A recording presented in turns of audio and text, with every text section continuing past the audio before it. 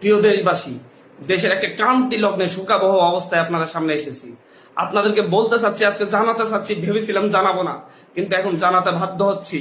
কারণ আপনারা জানেন, আপনাদেরকে বলতেছি, আজকে সকালবেলা মাহবুব যারা গিনি এমপি, মাহবুব যারা এমপি আমাদেরকে ফোন করে আমাদেরকে বলেন, মাননীয় প্রধানমন্ত্রী আপনাদের সাথে দেখা করতে চাই, গণভবন আসুন, আমাদের সাথে আলোচনা করুন, আপনাদের পরিবার সহ আসুন, বাবা মা সহ আসুন।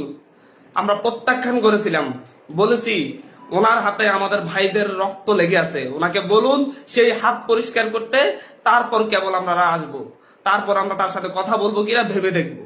আবারও বলতেছি, আজকে সকালবেলা তিনি আমাদেরকে প্রধানমন্ত্রী, রক্তখ্যাগো প্রধানমন্ত্রী আমাদেরকে আহ্বান করেছিলেন ওনার সাথে আলোচনা করার জন্য গণভবনে যেতে।